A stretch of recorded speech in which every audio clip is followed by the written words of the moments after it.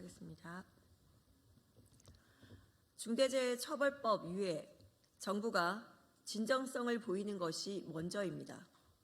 대통령실이 중대재해처벌법과 관련해서 민주당의 유감을 표명한 것은 적반하장입니다.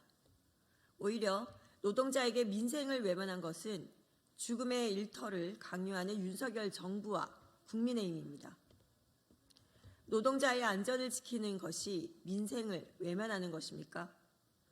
민주당의 산업안전청 제안의 핵심인 조사, 감독 기능을 뺀 산안청을 역제안한 여당이 오히려 민생을 외면한 것 아닙니까?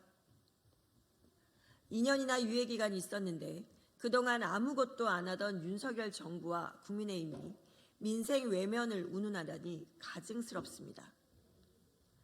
2년 넘는 유예기간을 줬는데도 모르쇠하고 있다가 뒤늦게 허수아비 신안청을 개청하자는 것은 중대재해처벌법을 거부하는 것과 하등 다를 바 없습니다. 이런 정부를 믿고 중대재해처벌법을 유예할 수는 없는 노릇 아닙니까?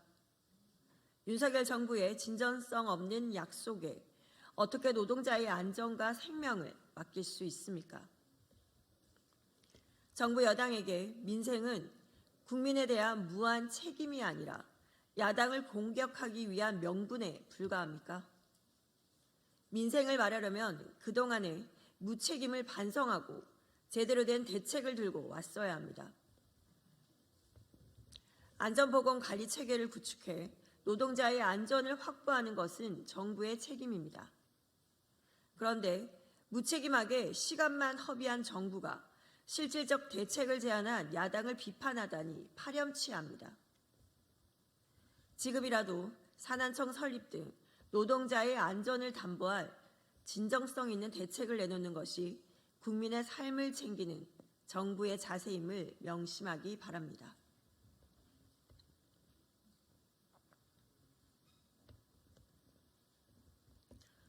이태원 참사 유가족들이 지금까지 간절히 요구한 것은 단 하나, 진상규명과 책임자 처벌입니다. 그러나 윤석열 정부는 유가족의 요구를 거부한 것도 모자라 유가족의 요구를 왜곡하고 모욕하고 있습니다. 유가족이 언제 보상을 원했다는 말입니까? 앞에서는 배보상으로 유가족을 입막으려 하고 뒤로는 유가족을 파렴치한 극우 유튜버처럼 가족팔이로 매도하려는 것입니까?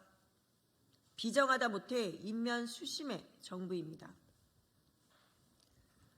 참사 발생 460일이 넘도록 윤석열 정부는 유가족의 아픔을 철저히 외면해왔습니다. 그도 부족해서 유가족을 모욕하려는 비겁한 술책을 멈추기 바랍니다.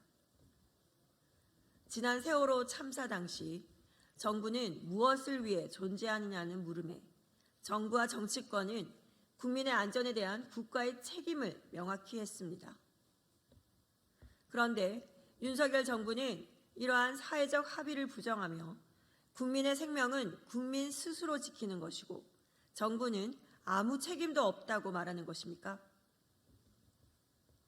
참사를 막지 못하고 그 책임을 감추기 위해 급급한 윤석열 정부의 행태가 이태원 참사 특별법을 불러왔습니다. 그런데 유가족을 모욕 주며 또다시 책임을 지우려고 하다니 가증스럽습니다. 국회는 정부가 이태원 참사 특별법에 거부권을 행사하지 않도록 정부의 입장을 최대한 수용한 중재안을 만들었고 법률 시행일마저 총선 뒤로 미뤄졌습니다.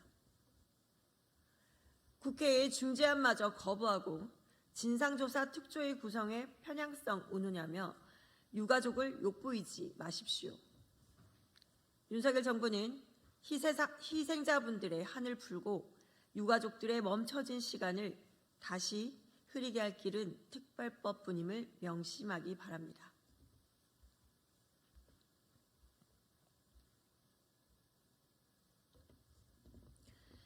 기어코 YTN을 사용하겠다니 땡윤 뉴스가 그리 급합니까? 검사 선배 김영일 위원장이 수장으로 앉은 방송통신위원회가 또다시 YTN 매각 작업에 나섰습니다.